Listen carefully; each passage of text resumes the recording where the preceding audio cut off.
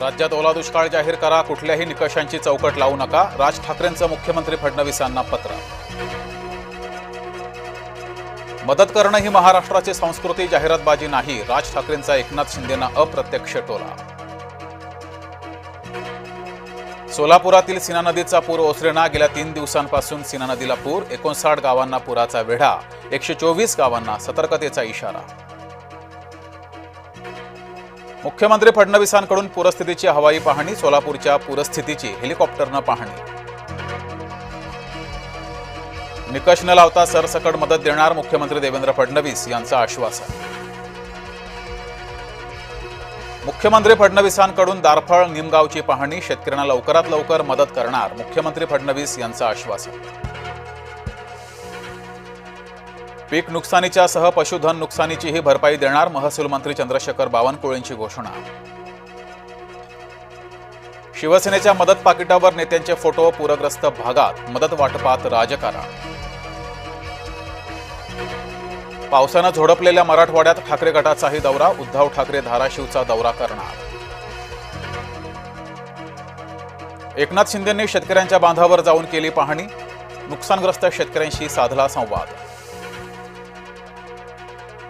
अजित पवारांनाही आला शेतकऱ्यांच्या नाराजीचा अनुभव, सोलापूरचा दौरा आटोपून उपमुख्यमंत्री पवार मराठवाड्यात. मंत्री पंकजा मुंडे पोहोचल्या जालन्यात, बैलगाडीतून केली दुष्काळग्रस्त भागाची पाहणी. मदत वेगानं देण्यासाठी प्रयत्नशील, ऑगस्ट आणि सप्टेंबरमध्ये अपेक्षेपेक्षा जास्त पाऊस, कृषी मंत्री दत्तात्रय भरणे यांचं वक्तव्य. नंदुरबारमधील आदिवासींच्या मुखमोर्चाला हिंसक वळण, पोलिसांकडून आंदोलकांवर अश्रुधुराचा वापर. अमरावतीत ठाकरे गटाचा कृषी अधिकारी कार्यालयात राडा, जिल्हाधिकारी कार्यालयात खराब सोयाबीन फेकलं, ओला दुष्काळ जाहीर करण्याची ठाकरे गटाची मागणी. बलुचिस्तान मोकळं करा, भारतानं सुनावलं, भारताच्या वादात नाक खुपसणाऱ्या पाकड्यांना सुनावलं. कर्नाटक काँग्रेसचा खोडसाळपणा, मुसलमान महिलेकडून घडवली देवपूजा, चामुंडेश्वरी मंदिरात काँग्रेसचा खोडसाळपणा. राज्यभरात जाहिरात फलकांवर निर्बंध, जाहिरात फलक 40 फुटातच हवा, इमारतीच्या गच्चीवरही नकोत जाहिरात फलक, राज्य मंत्रिमंडळ बैठकीत निर्णय.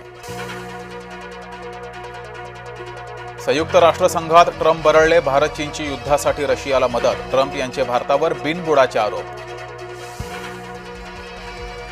निवडणुकांच्या तयारीसाठी बिहारमध्ये काँग्रेसची कार्यकारिणी बैठक, खरगे आणि राहुल गांधी यांच्या उपस्थितीमध्ये संघटना बांधणी.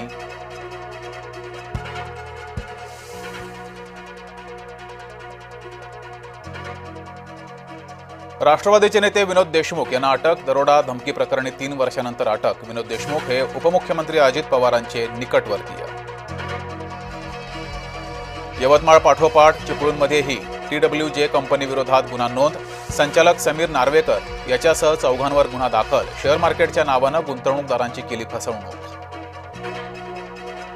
नवी मुंबई विमानतळ उद्घाटनाची नवी तारीख आली समोर, आता 30 ऑक्टोबरला विमानतळाचं उद्घाटन अपेक्षित. नाशिक रस्त्यावर सापडल्या 200 ते 250 शिधापत्रिका बनावट असल्याचा संशय.